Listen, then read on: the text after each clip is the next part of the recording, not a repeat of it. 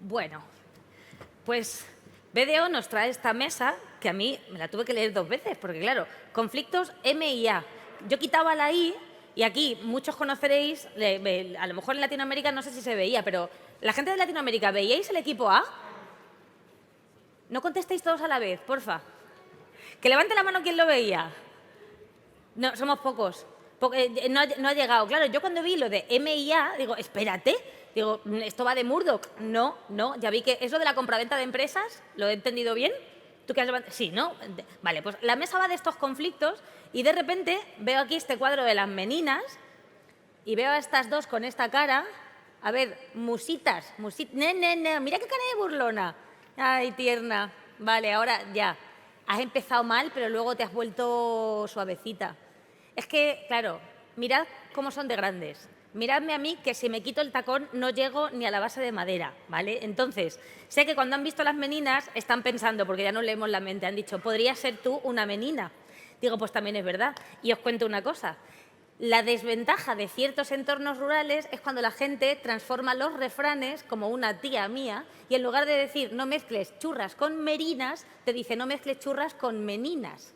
Y esto ocurre y encima le dices, tía, que no se dice merinas, no se dice meninas, que se dice merinas, y te dice, estás mal. Bueno, vale, pues tendrá que venir aquí a aprenderlo. En cualquier caso, este cuadro, ¿por qué para este tema de los conflictos M&A? Pues porque aquí, en este cuadro, parece que estás viendo una cosa y en el fondo lo más importante es lo que está en otra perspectiva. Porque Velázquez pintó a través del reflejo a los reyes. Si no te das cuenta de eso, la perspectiva y el tamaño y la importancia te cambian y vosotros tenéis que hacer lo mismo. Todo puede cambiar según la perspectiva, comprador o vendedor.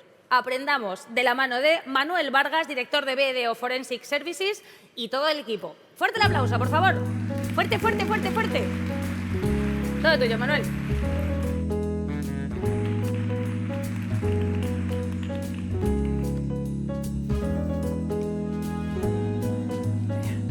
Efectivamente, las sillas. Luz, ¿no? Muy buenos días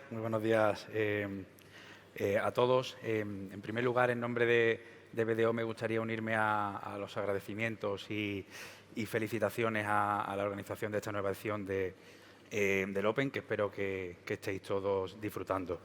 El tema que hemos elegido este año para nuestra mesa trata sobre la importancia de abogados y expertos en el mundo de las transacciones corporativas, en el mundo del M&A. Vamos a centrar un poco el debate en estos minutos. Bueno, pues diferentes litigios que surgen alrededor del mundo del M&A, diferentes fórmulas de resolución de las disputas y también, como no, de la cercanía del arbitraje en todo este contexto de litigiosidad que surge en el mundo de las transacciones corporativas. Porque dentro de las miles y miles de transacciones que ocurren todos los años, ¿no? Globalmente, pues bueno, indudablemente estamos en un contexto donde la litigiosidad es muy importante y donde es fundamental la intervención de abogados y de expertos en todo este proceso, tanto durante el proceso de compraventa de cualquier empresa como, evidentemente, con posterioridad cuando bueno, pueden surgir y pueden nacer estos litigios.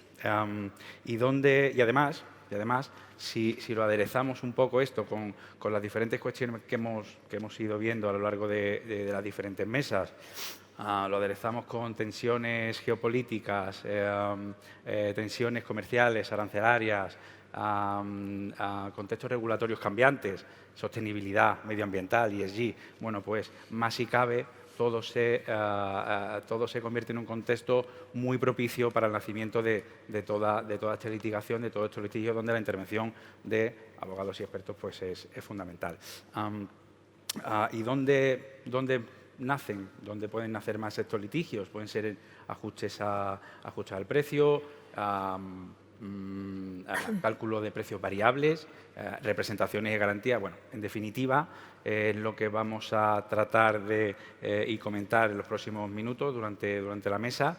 y para ello cuento con la colaboración de estos maravillosos panelistas que van a ofrecer su opinión sobre el tema también de diferentes perspectivas, abogado de despacho, abogado de empresa, abogado de despacho y también desde el punto de vista de árbitro. Y brevemente, para concluir y hacer una pequeña referencia a la obra que habíamos elegido para la mesa, Las Meninas de Diego Velázquez, como ha dicho Sara, ha hablado un poco de las perspectivas de la obra, ¿no? Las diferentes perspectivas. Yo sí digo también que es una obra que de algún modo da una sensación de una escena cotidiana dentro de la corte, ¿no? Con Velázquez pintando, está pues la infanta, las sirvientas alrededor, ¿no? Una escena, como digo, cotidiana, igual de cotidiano que es la intervención de abogados y expertos en todo el mundo y en todo el mundo de las transacciones corporativas en el mundo del M&A.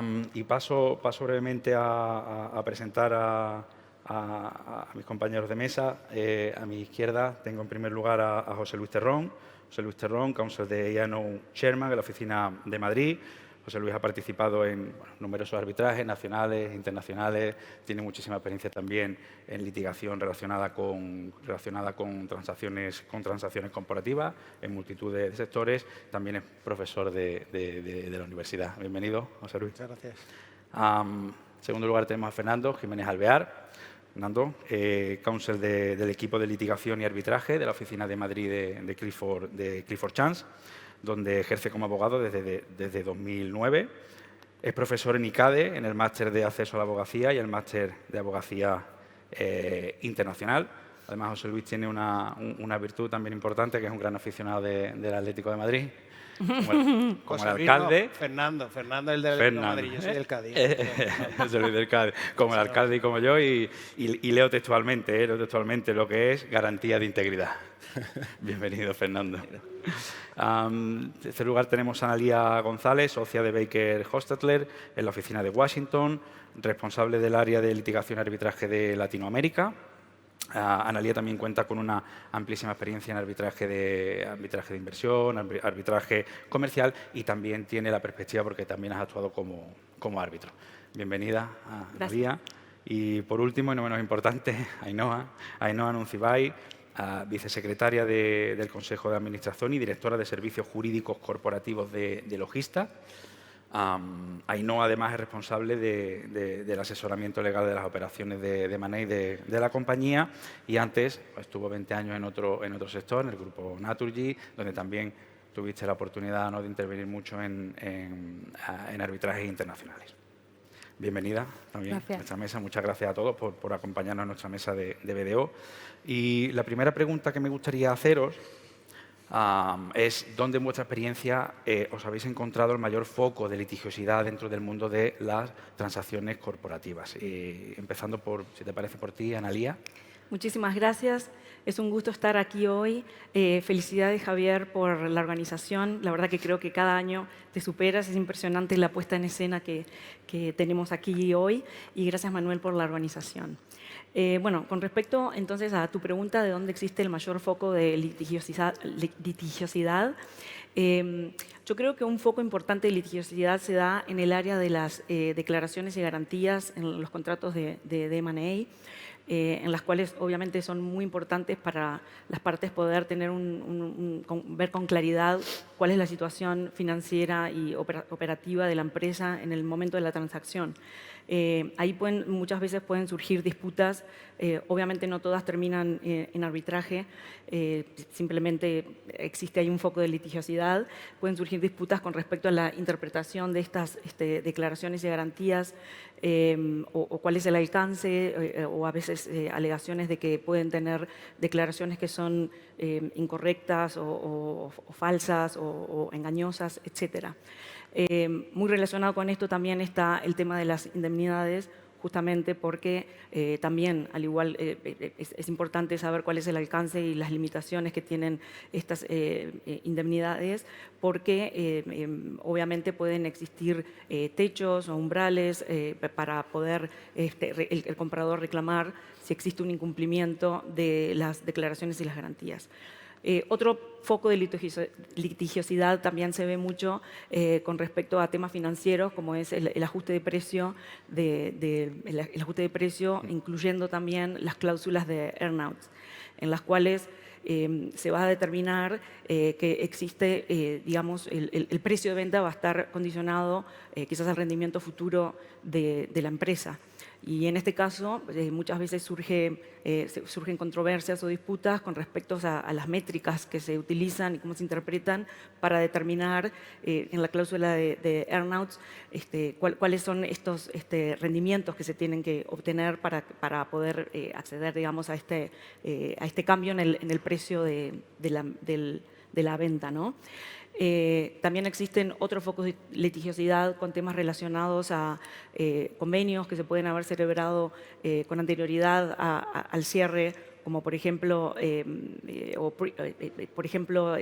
temas relacionados con la no competencia o no solicitar, y muchas veces una diferencia también que puede existir en common law, civil law, es que muchas veces under common law puede ser que hay algunos acuerdos previos que pueden no llegar a ser vinculantes en el sentido de que no obligan a celebrar posteriormente un contrato definitivo de cierre, pero pueden derivar obligaciones de estos contratos que sí pueden ser vinculantes y derivar en disputas, como poníamos como ejemplo, por ejemplo, las cláusulas de no competencia. Eso por poner algunos ejemplos, sé que hay muchísimos más, pero bueno, con esto creo que para dar un pantallazo general de dónde puede haber focos de litigiosidad. Muchas gracias. Muchas gracias, Analía. Has comentado un poco el tema del precio, del cálculo de precio variable, ¿no? Que ahora, o de earnout, ¿no? Que luego, bueno, pues trataremos un poco más, ¿no? Ahí ya la parte como expertos sí que ahí hemos intervenido muchísimas veces, ¿no? Y Fernando, tu opinión o tu experiencia, ¿cuál ha sido tu experiencia? Bueno, yo lo primero que quiero es también sumarme a los agradecimientos a BDO, a Javier, a Sonia, a todo el equipo del Open por volverme a invitar. A pesar de las barbaridades que suelo soltar en estrado, me seguís llamando, no sé muy bien por qué. Aclaro que hablo a título personal y nunca en representación de Clifford Chance, por tanto, las opiniones que aquí pueda verter no vinculan. Y lo aclaro porque yo tengo a veces una interpretación un poco peculiar del derecho, que no suele coincidir con la mayoritaria. Yo no vi que hubiera 2 toques en el penalti de Julián Álvarez y creo que la mayoría de los aquí presentes, como buenos madridistas, vieron claramente un desplazamiento del balón. Ese es el sesgo, ¿no? El sesgo. Entonces a mí me suele pasar lo mismo. Habrá que pedirle a Manuel que analice el vídeo como experto independiente. Sí, exacto. un perito. Dicho eso, vamos a ver. No puedo estar más de acuerdo con todo lo que ha dicho Amalia, pero yo le daría otro enfoque, al menos en España, partiendo de una cosa, partiendo de que el sector de M&A es poco litigioso. Es decir, la experiencia mía es que en la mayoría de las operaciones de M&A, una vez se cierran, debajo de la alfombra hay un sinfín de potenciales reclamaciones bajo los SPAs y la tendencia de las partes es a no litigar. Ese es el punto de partida. Es verdad que luego nosotros vemos muchos, pero es que es una parte ínfima comparada con el total de operaciones de M&A que se cierran en el día a día. ¿Cuándo de verdad hay conflicto? Normalmente cuando hay falsedad contable, errores en la contabilidad que se detectan una vez ya producido el cierre. Y ahí la litigiosidad va a surgir dependiendo de cómo trate el SPA esa situación. Si hay un mecanismo de cuentas de cierre, probablemente donde va a surgir la litigiosidad va a ser a la hora de cerrar las cuentas. Si tenemos un sistema locked box, es decir, el precio se ha calculado conforme a cuentas previas a la firma, lo normal es que esa disputa surja más bien por el incumplimiento de las declaraciones y garantías. O en el earn-out, sí, dependiendo. Es ahí donde nos vemos más litigiosidad. Ahora, muy probablemente vamos a empezar a tener procedimientos o disputas en torno a las cláusulas MAC, a las cláusulas de Material Adverse Changes. ¿Los tendremos? ¿No los tendremos? En mi experiencia en el COVID es que llegamos a acuerdos en la mayoría de los SPAs que se cerraron previamente al COVID, bueno, que se firmaron previamente al COVID y se cerraron post-COVID, se llegaron a muchos acuerdos de reequilibrio de los SPA sin necesidad de ir a arbitraje. No sabemos qué puede pasar ahora con el tema de las tarifas, con todo lo que está pasando, ¿no? Y ahí puede haber un potencial foco de litigiosidad que veremos hacia dónde se dirige. Muchas gracias, Fernando. Ainhoa, en tu experiencia previa y actual, ¿no? en Logista y además como responsable de todas las transacciones.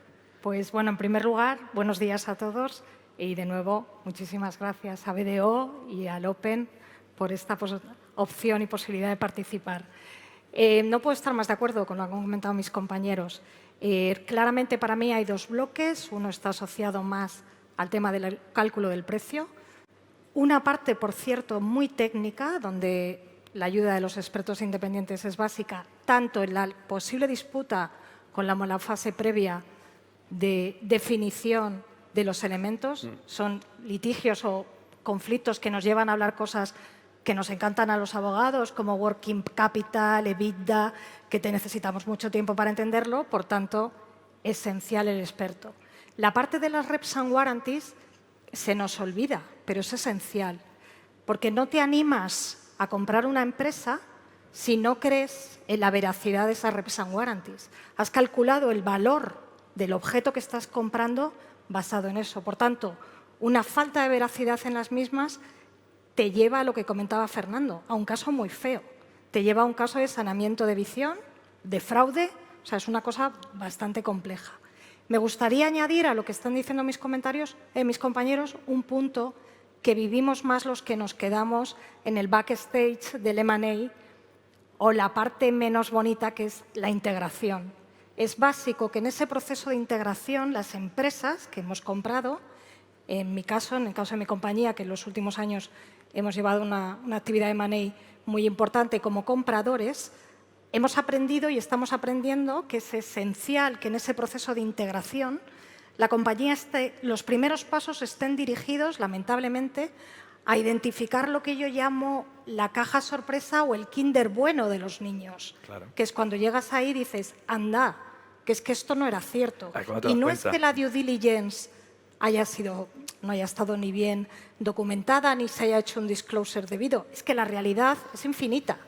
Y entonces ahí es donde realmente empieza el foco de litigiosidad. Estando de acuerdo con lo que dice Fernando, afortunadamente se suele llegar a acuerdos y afortunadamente no se termina en procesos ya de jurisdicción o de tribunales o de árbitros. Perdón, pero sí que es verdad que para mí son esos dos principales focos y muy importante la fase de integración. ¿Verdad? Y en la fase de integración es cuando muchas veces, y en nuestra experiencia, los casos que intervenimos muchas veces en ese momento, cuando ha pasado cierto tiempo y estás integrando lo que has comprado en la compañía, es cuando empiezas a ver realmente muchas de las cosas que pueden derivar luego, si no depende de la gravedad, pueden derivar luego ya en ese escenario de litigio. Y en tu caso, José Luis. Pues bueno, antes de nada daros las gracias y al equipo de Javier por esta oportunidad. La verdad es que yo, como buen andaluz, como tú, como Fernando, tenía previsto estar en la Feria de Sevilla, pero cuando me llamó Javier me pude decir que no va a venir aquí porque es mucho mejor estar aquí con vosotros que la Feria de Sevilla. Luego dirán que los andaluces yo no estoy de acuerdo no nos gusta que trabajar. En la feria. Yo es el primer año que me pierdo la feria. Para que lo tengan en cuenta. Pero bueno, aparte de eso, y la buena noticia es que después de nuestra mesa estaban toda la gente invitada a café, pero ya entrando ya solamente queda media hora para eso, que yo veo aquí mucha gente pensando hoy con ojitos de que necesitan ya un café, ya queda poco, ánimo. En mi caso, dos puntualizaciones, porque ya habéis hablado de casi todo, ¿no? En el despacho hemos llevado varios asuntos, porque como dice Fernando, la litigiosidad es razonablemente baja, pero sí que, por puntualizar, el primero es que es baja, que se suelen llegar a acuerdos pero también hay sospechosos habituales. Es decir, si estamos con fondos que están comprando distress M&A, etcétera, ya hay 2 o 3 fondos sospechosos habituales que sabes que vas a comprar y a la semana ya vas a tener la cartita de notificación de posible claim. Entonces, y con esos precisamente son con los que más cuidado hay que tener y efectivamente dice, bueno, luego intentamos llegar a acuerdo, pero salvo que se haya de una determinada cuantía, que en muchas ocasiones pasa, o que el vendedor, sabiendo eso, dice, yo no, es que no estoy dispuesto, ¿no? Con lo cual también el perfil del comprador, sobre todo, pues es lo que va a determinar esa litigiosidad. La segunda también de litigiosidad yo creo que es el tema de los seguros de reps and warranties, que están haciendo también que la litigiosidad sea un poco menor, porque va a haber este tercero que va a ser el que ponga el dinero de su bolsillo en principio, con independencia de que luego pueda haber una litigiosidad seguro contra vendedor si ha habido dolo, ¿no? Y en el caso concreto nuestro hemos visto últimamente de reps and warranties, de temas financieros, de cuentas sobre todo, mucho tema fiscal, un poco de laboral también y de derecho de tema de incumplimiento de la cláusula de no competencia, cosa que además es muy difícil de probar porque el que quiere incumplir la cláusula de no competencia en España es bastante fácil si eres un poquito listo que no te pillen, ¿no? Y sobre todo también, y podemos hablar luego, que los mecanismos de prueba de temas de exhibición documental también, que en el arbitraje están un poco limitados por la falta de imperium, ¿no?, de los árbitros, a veces hacen también que sea complicado esa prueba, ¿no? Muchas gracias.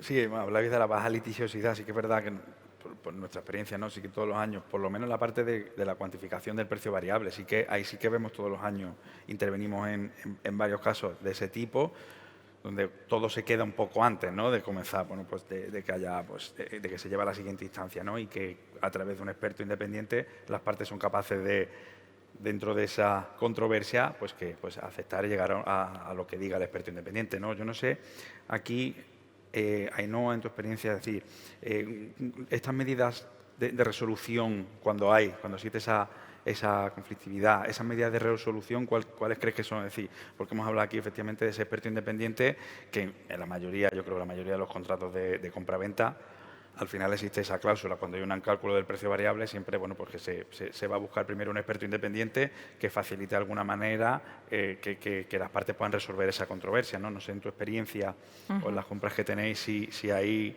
también hay fricciones y termináis llegando a ese experto independiente, si van más allá.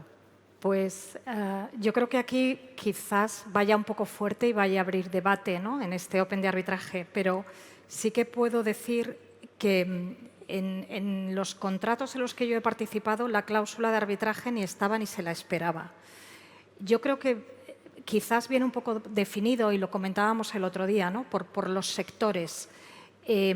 Como bien habéis dicho, yo vengo de un sector energético donde en el día a día comercial no hay otra manera o es más difícil comprender que una cuestión litigiosa sea sometida a una jurisdicción ordinaria. Yeah.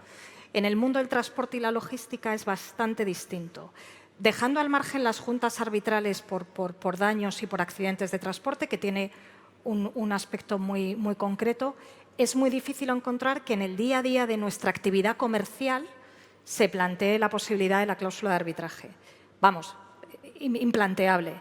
¿Qué ocurre? Que cuando vas a comprar o vendes compañías dedicadas al sector de transporte, no tienen la pedagogía, y esta palabra que está tan de moda, la alfabetización de lo que es una cláusula de arbitraje. Y es implanteable. Es implanteable y da igual si tú vas con un despacho sofisticado y con expertise internacional y conocido, y si el abogado de enfrente es igual. Da igual, es implanteable porque tus clientes no están acostumbrados en su día a día a este tipo de cuestiones. Lo ven, o cuando yo lo he llegado a plantear, la respuesta o la sensación que tengo es que o es insisto, un mercado, un sector donde no se pueda plantear de otra forma, o se ve el arbitraje como algo muy sofisticado, muy caro y de una cierta élite. Y yo creo que, al menos en España, que es donde yo he participado más en las operaciones de M&A, falta mucho por hacer y por trabajar. Y eso lo creía yo cuando me estaba preparando este evento, ¿no? Pero busqué fuentes y es que resulta que no solo en el mundo de transporte, y Fernando, tú lo acabas de decir, es que no sé si en el mundo del M&A hay mucha cláusula de arbitraje. O se tienen que dar una serie de características en cuanto a las jurisdicciones o en cuanto a las contrapartes que lo justifiquen, porque por importe no lo creo. Yo he hecho M&As de importes muy elevados. O sea que algo pasa, desde mi opinión, que no se acude a la cláusula de arbitraje como se acude para otro tipo de transacciones. Tiene aquí importancia también el sector, por lo que dicen, ¿no? Exacto. Al final, en la parte de transporte has visto menos, ¿no? En la parte de energía Claro. has visto mucho más, ¿no? Y tú, José Luis, ¿cuál es tu opinión en tu caso? Es decir, esas fórmulas de resolución de disputa o esa cláusula de arbitraje que estaba, o de litigación ordinaria, ¿no? Que Yo estaba creo que comentando hay que diferenciar la previa, la de experto, que yo creo que esa sí que... Y luego podemos hablar sobre la importancia, porque eso sí que creo que es capital la redacción de esa cláusula, porque por el Código Civil español, si no está bien determinada la forma de acudir a ese experto, puede dejarse el precio o al arbitrio de una de las partes, o que no estén todas digamos, los mecanismos bien fundamentados, con lo cual se puede dar lugar a que esa parte del precio sea inejecutable. Pero al margen de eso, respecto a arbitraje sí, arbitraje no, lo primero que hay que decir es que al final muchas veces los que están negociando los contratos son los compañeros de mercantil, que no hay ninguno aquí. Y cuando te llaman, bueno, no en vano a la cláusula de arbitraje se le llama la Midnight Clause o la Champagne Clause, porque es la que menos atención le prestan, y cuando ya se supone que han acordado lo que para los compañeros de mercantil es lo más importante, ¿no? Entonces, ¿cuándo nos viene? Pues normalmente nos viene, en el caso por lo menos nuestro, es cuando la otra parte muestra pues, un intento o bueno, un apetito concreto porque hay arbitraje. Y entonces ahí sí que los compañeros nos preguntan, o cuando, oye, pues nos pide el cliente que qué ponemos, ¿no? Muchas veces tiran de modelo y lo que se haya puesto, si es el mismo cliente, que no suele ocurrir porque son fondos de inversión, pues se continúa con lo que ya se decidiera hace mucho tiempo, ¿no? Entonces, desde luego, y ahora también abro debate ahí, Fernando y el resto de compañeros, a ver ellos en su experiencia, pero mi experiencia, o por lo menos mi consejo suele ser, si vamos de vendedores, o por lo menos si fuéramos de vendedores de una empresa en una jurisdicción fuera de las grandes ciudades como puede ser Madrid, pues la venta de una empresa en Bilbao, hombre, el potencial demandado es lógicamente el vendedor, ¿no? Litigar en algo que sea un poquito sofisticado ante el juez de primera instancia del lugar donde el fondo ha comprado, ha echado a 500 personas, ha reestructurado y ya el fondo no está muy bien visto, y con un juez que hace media hora ha visto pues un contrato de arrendamiento de 5.000 euros y después está con una multidivisa y te está diciendo que tiene 5 minutos para conclusiones, y cuando empiezas a preguntarle el nombre del testigo ya te dice que le quedan más preguntas, señor letrado, pues no es el mejor foro para dilucidar si ha habido realmente algo sofisticado, y tienden muchas veces, o por lo menos en mi experiencia, a ir con brocha gorda y a decir, bueno, ha habido una due diligence, estaba allí asesores de primer nivel, estaba BDO, estaba Sherman, oye, mire, ustedes ya, si ahora dicen que lo que han encontrado es el Kinder bueno, pues haber sido un poquito más listos y haber visto el huevo antes de comprar el chocolate, ¿no? Pero si en cambio si somos los compradores, pues hombre, sí que puede ser eso interesante, tener una cláusula de arbitraje y árbitros sofisticados que puedan ir más allá de la brocha gorda de había un proceso de due diligence, ¿no? Aquí, Analía, en tu experiencia, en lo que has visto, decir este tipo de cláusulas, o en tu experiencia también en Latinoamérica, ¿no? ¿Qué crees que puedes aportar aquí? Bueno, coincido en realidad con lo que han comentado mis colegas, en el sentido de que yo estoy en el departamento de litigios arbitrajes y generalmente cuando me llega un caso es porque ya el litigio o el arbitraje ya, digamos, está en puerta. y en la mayoría de los casos en los que he trabajado más bien han sido en otras en industrias de energía, en industrias de transporte, etcétera. Y obviamente un poco la razón es por lo que comentaban al principio. O sea, no hay muchas disputas en el área de M&A. El despacho, sin embargo, que es, donde trabajo, que es un despacho americano, he tenido la oportunidad de conversar con mis colegas que están en el área de M&A y me comentan que obviamente puede existir en el contrato una cláusula general de resolución de disputas, pero muchas veces también, dependiendo del tema específico, puede ser que tenga un mecanismo específico para poder resolver la disputa. Por ejemplo, justamente en temas de ajuste de precio o de earnouts, puede ser que se establezca un mecanismo específico con respecto a eso, de que sea resuelta por un experto independiente o una firma de contabilidad, etcétera. Pero para otros temas más generales o distintos a estos temas tan técnico-financieros, puede ser que, bueno, en general ella me comentaban mis colegas, van más a litigio que arbitraje. Entonces, bueno, capaz que también mucho depende de la jurisdicción, pero por lo menos en lo que hemos visto en el despacho, en los acuerdos de M&A que se suscriben, pocas veces nos llegan a nosotros alguna consulta con respecto a la cláusula de medianoche, y la mayoría de las veces, o sea, es muy poco las veces en que se ha pactado arbitraje. Muchas gracias. ¿Y en tu experiencia, Fernando? ¿Más litigio, más arbitraje? Mi experiencia es distinta. Mi experiencia es que hay más arbitrajes que litigios, pero entiendo que eso está muy condicionado por el portfolio de operaciones que ha llevado el propio despacho, ¿no? Hay distintas cuestiones que quería tratar a raíz de las intervenciones de mis compañeros, ¿no?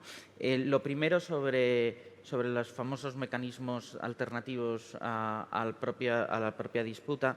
Efectivamente, todo lo que tiene que ver con el experto independiente quizás es la figura más útil y que vemos más en los SPAs, pero con una advertencia. Hay que involucrar a potenciales expertos en la redacción de esas cláusulas, porque nuestros compañeros de corporate tienen la costumbre de redactar cosas que luego es muy complicado llevar a la práctica. Yo, de hecho, ahora mismo tengo un arbitraje en el que la cláusula de experto independiente es patológica.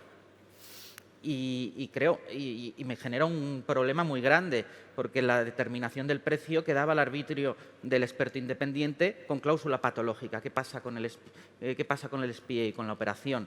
Introduce unos riesgos muy grandes. Entonces, recomendación, que los expertos os podáis involucrar en la redacción de ese tipo de cláusulas.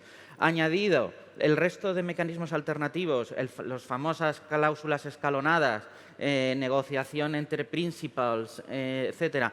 Mi experiencia práctica es que sirven de muy poco, porque normalmente cuando vamos a las negociaciones de principals ya hemos tenido 200 cartas intercambiadas, ha habido 200 reuniones, y es porque realmente ya nos vamos a pleito.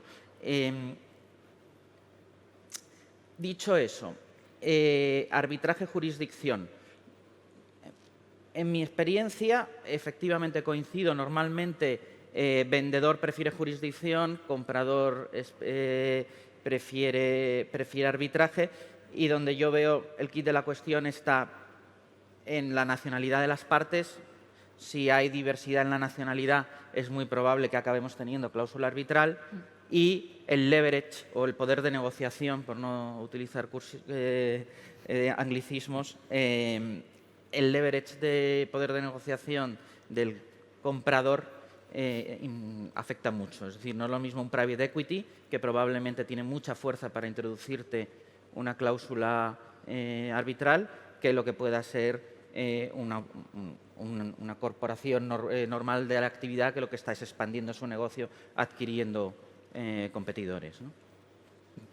Sí, a ver, yo ya digo, en nuestra experiencia, que intervenimos mucho en temas, sobre todo en cálculo de precios variables, donde siempre vemos esa cláusula del experto independiente, que realmente sí que la vemos muy útil, porque ahí generalmente pues se termina la controversia, decidimos lo que tengamos que decidir y ya no sigue adelante, ¿no? ese problema entre las partes, ¿no?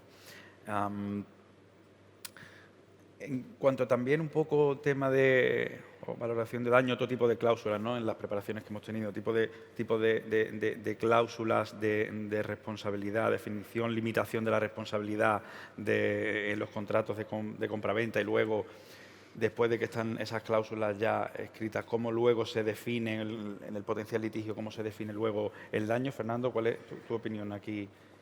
Pues de esto podríamos estar hablando años, ¿no? Tranquilos que el café en 15 minutos. Sí, son 15 ¿no? minutos, no voy a hablar años. No le amenace, Fernando. Y de hecho creo que voy a hablar 2 minutos porque realmente hay tanto que decir que no se puede decir.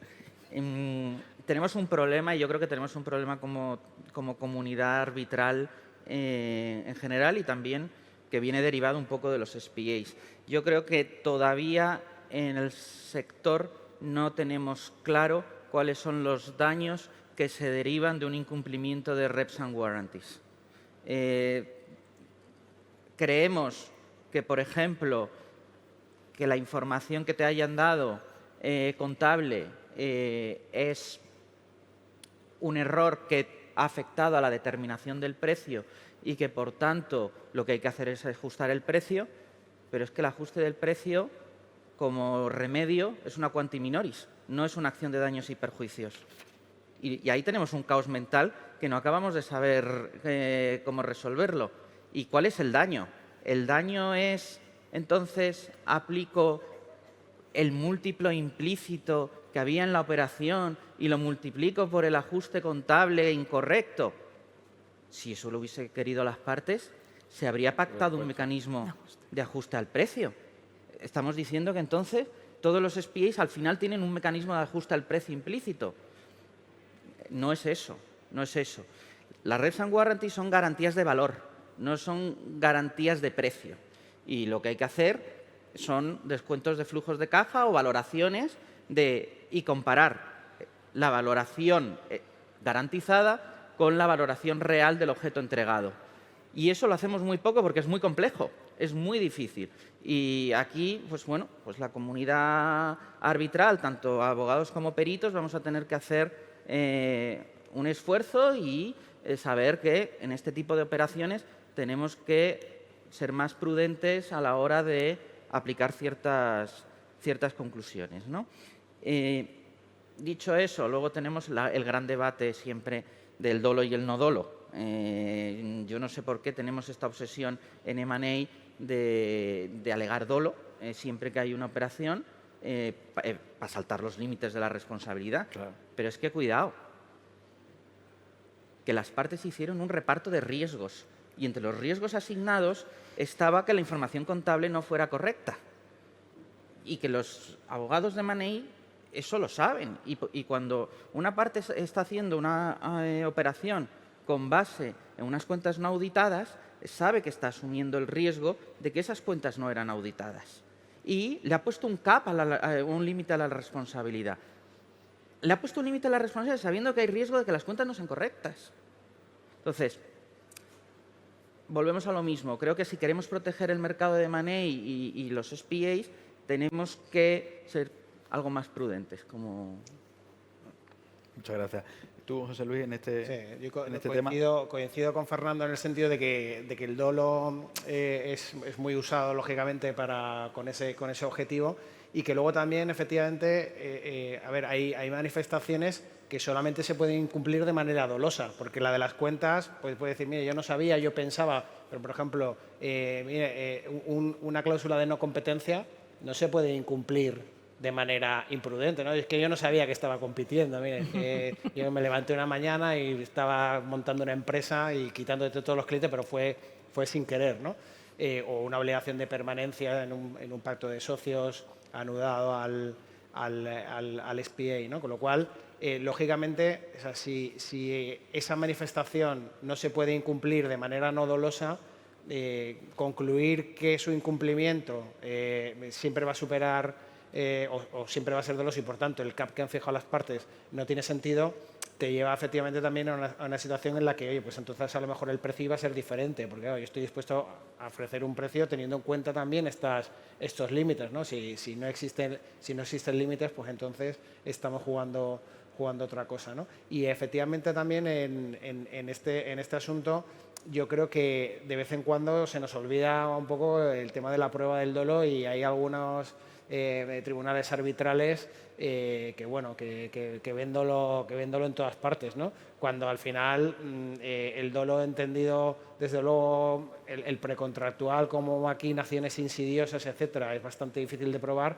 Si lo que estamos hablando es de un incumplimiento voluntario, lógicamente, pues ese dolo sí que es más fácil de apreciar, ¿no? Pero desde luego el dolo relativo a no, me engañaron, etcétera, también hay que tener en cuenta la sofisticación de las otras partes, el proceso de due diligence, etcétera, ¿no? Entonces, hay casos, por ejemplo, en los que, oye, pues el cliente, el vendedor puede tener un análisis jurídico de su propia organización o de un tercer despacho donde le dice, hemos tenido un caso de laboralidad, y pues existe un riesgo alto de que todos tus trabajadores, si viene una inspección, te los laboralicen. Pero luego, si el comprador ha hecho su análisis jurídico con todos los contratos y con el análisis de la empresa, y estamos además en un sector en el que ese riesgo es íncito al tipo de sector, pues bueno, venir a decir que porque no te di yo mi análisis que me hizo el despacho de abogados, he ocultado información relevante para tu toma de decisión y por tanto es dolo y por tanto me puedo saltar el límite de responsabilidad, me parece un poco dejar, abrir un melón bastante gordo, lo cual negaré si yo voy de comprador, porque diré que efectivamente había dolo y viceversa, ¿no? Pero bueno. Ya fue un poco aquí del dolo, no dolo, entrando un poco en lo que has dicho tú, Fernando, de al final la cuantificación o cómo tienen que aplicar luego la cláusula de penalidad que haya o la cláusula que haya en el contrato, ¿no? Al final, desde un punto de vista ya más económico, evidentemente, aquí tiene que entrar la valoración de la empresa en un momento, la valoración en esos dos escenarios, en esos dos contextos diferentes, y ahí es cómo se determinaría el daño, sí o sí, independientemente ya que jurídicamente ya aplique una cosa u otra, ¿no? Pero nada, muchas gracias por la respuesta. No sé, Analía, si quieres también apuntar algo sobre lo que han dicho. Sí, solamente para agregar, estoy de acuerdo con lo que han dicho mis colegas. Yo creo que el tema de justamente estas cláusulas de límite de responsabilidad pueden tener un efecto muy significativo en el tema justamente de la valoración de daños. Claro. O sea, ya como punto de partida, muchas veces las partes pueden, justamente la existencia de estas cláusulas de limitación de responsabilidad pueden llevar a que las partes puedan intentar llegar a un arreglo o pueden utilizarse como punto de partida para intentar llegar a un arreglo cuando surja la disputa. Y también van a servir para que las partes puedan hacer un análisis de riesgo con la existencia de estas cláusulas para poder determinar si realmente quieren seguir adelante, por ejemplo, ir a un arbitraje o no, sabiendo que existe este límite a la responsabilidad, ¿no? Entonces, creo que uno de los puntos que los árbitros van a tomar en cuenta cuando existen estas cláusulas de responsabilidad, y hoy comentaba anteriormente que obviamente la mayoría de los casos en los que he trabajado en arbitraje han sido en otros sectores, pero uno de los casos en el que sí me tocó trabajar en este sector ha sido justamente con respecto a la interpretación de una cláusula de limitación de responsabilidad, en el que el tribunal arbitral miró con mucho detenimiento la redacción de la cláusula para ver exactamente a qué se habían comprometido las partes, cuál era el alcance de esta cláusula de limitación de responsabilidad. Y también cuestiones de orden público, si existían razones de orden público por las cuales en determinada jurisdicción esta cláusula de limitación de responsabilidad pudiera ser considerada no válida, por ejemplo, en casos, que hablábamos en caso de dolo, ¿no? Entonces, también creo que es importante en determinado tipo de contratos, como por ejemplo los contratos de adhesión, en que una de las partes quizás está en un poder superior de negociación, poder ver si de repente estas cláusulas de limitación de responsabilidad pudieran llegar a considerarse abusivas, justamente en el sentido de que las partes no están en igualdad de condiciones a negociar.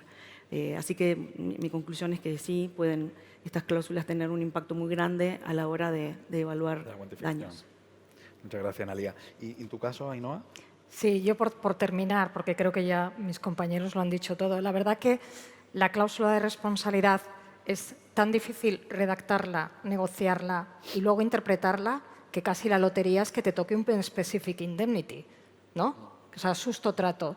Te cae una buena indemnización con el límite marcado y, o sea, un specific. José Luis ha dicho algo que creo que es muy importante y por terminar, antes de valorar cualquier cláusula de responsabilidad es muy importante darle la importancia que tiene la due diligence. La probatoria o no del dolo y por tanto la reclamación o la defensa en el caso del vendedor pivota siempre sobre un concepto que es el conocimiento del comprador. Y el conocimiento del comprador solo se puede manifestar o probar de un lado o de otro en virtud de la suficiente información y veracidad y análisis realizado en la due diligence. Muchas veces los vendedores no le toman la importancia que tienen porque es molesto. Tienes que abrir tu casa, tienes que enseñar tus problemas, tienes que dar explicación, tienes que hacer trabajar a la gente.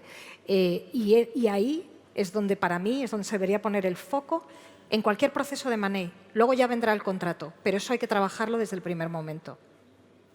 Muchas gracias. Bueno, nos quedan escasos cuatro minutos, ¿no? Yo creo que el último tema que teníamos, que sí que tengo mucho interés en conocer vuestra opinión, era sobre, y que ya se ha tratado un poco en alguna de las mesas anteriores, ¿no? El impacto que puede tener, al final, ya no tanto en el mundo del M&A o no en el mundo ya jurídico, litigioso, ¿no? De cualquier sector, ¿no? El impacto que puede tener la nueva ley orgánica de medidas de eficiencia procesal, ¿no? Entonces, bueno, pues en estos 4 minutos una breve reflexión sobre cuál es vuestra opinión al respecto. José Luis. Pues yo creo que va a tener un impacto positivo en principio en el arbitraje, la verdad, porque solamente no tener que ir al MASC por el hecho de tener una cláusula de arbitral puesta, creo que es motivo, por lo menos va a ser un incentivo para ello. Y sobre todo teniendo en cuenta también que es que ahora mismo los criterios de los distintos juzgados, secretarios judiciales, o sea, la gente realmente es que no sabe bien un poco cómo actuar, ¿no? El impacto en costas que va a tener, el tema de no cumplir con los requisitos del MASC, etcétera. Yo sí que creo que va a ser un incentivo, por lo menos un argumento más para poner cláusula de arbitraje en los contratos. Y Noa, ¿cuál es tu Yo estoy de tu acuerdo. percepción? Es verdad que habrá que esperar cómo los tribunales empiezan a definir cuándo se ha cumplido o no el criterio de procedibilidad, pero el asumir el riesgo de que una demanda pueda ser no admitida por no haber sido capaz de probar que ha habido un proceso de negociación entre las partes, yo creo que en estos procesos de M&A o de cierta complejidad va a mover la aguja hacia el arbitraje, sin duda alguna. Fernando, ¿tú qué crees? Yo tengo dudas. A mí que me gusta siempre analizar estas cuestiones bajo la perspectiva de incentivos, desincentivos. Es verdad que quien quiera litigar y que quiera un acceso al litigio fácil meterá la cláusula arbitral, pero quien quiera complicar el acceso al litigio a lo mejor está más cómodo con los MASC. Es verdad que el acceso al litigio judicial es más fácil y ahora se ve un poco compensado con los MASC. El acceso al arbitraje es más difícil porque es más costoso. Entonces, se están balanceando un poco factores de decisión en las negociaciones que veremos cómo influyen. No tengo claro cuál va a ser la respuesta de los operadores. Gracias. Y bueno, un poco Analía, yo no sé, aunque esto es un tema más de aquí, pero por analogía con lo que puedas ver en Latinoamérica o más en tus sectores y demás, no sé cuál es tu opinión. Muchas gracias. Honestamente, opinar al respecto me hace sentir un poco atrevida en el sentido de que no soy litigante aquí en España. Sin embargo, tuve la oportunidad de darle una leída a la nueva ley y coincido con mis compañeros. Me da la impresión que pudiera llevar a que exista, o sea, que se le dé, que exista más oportunidades de que haya más arbitraje, además de hacer más ciertas actividades como un poco más expeditas. Pero bueno, habrá que ver, como dicen mis colegas, simplemente para ver cuáles son los resultados. Habrá que ver cómo evoluciona, ¿no? Sí. Vale, muchas gracias. Bueno, pues nada, cumpliendo lo que habíamos hablado antes, detrás de las cortinas, que íbamos a ser breves y concisos, que 2 minutos, entonces nada, simplemente agradeceros a vosotros, por supuesto, haber estado con nosotros en nuestra mesa, haber dado vuestras aportaciones y a vosotros por la atención y muchas gracias a todos. Y ahora Fernando, José Luis y yo pues nos vamos a la feria. A la ¿no? feria. Sí, claro que sí. Muchas gracias. Muchas gracias. Muy bien. A ver, me estaba pensando... Sí, os tengo que levantar porque si no ya está oliendo a café. Digo, ¿les doy chuches o no? Sí, sí. Porque con el café uno dice, ¿esto combina o no? Te lo voy a dar a ti, aunque estés tú de moderador. Hay para todos, es de pica pica. Y yo he apuntado aquí una cosa que me ha maravillado, Fernando, ese momento, ¿doy o no doy? ¿Doy o no doy? O sea, a mí eso... Escucharlo en el momento de una empresa que diga doy o no doy, digo, yo estoy excusada en mis dudas. O sea, me acabo de tranquilizar, digo, si un empresario puede, lo puedo hacer. Y luego, escucharte a ti, hablar de la competencia, o sea, por favor, no me he dado cuenta que estaba compitiendo. ¿De verdad eso ocurre? Bueno, no debería. Porque he pensado, este hombre es un cachondo y ha traído aquí el chistaco.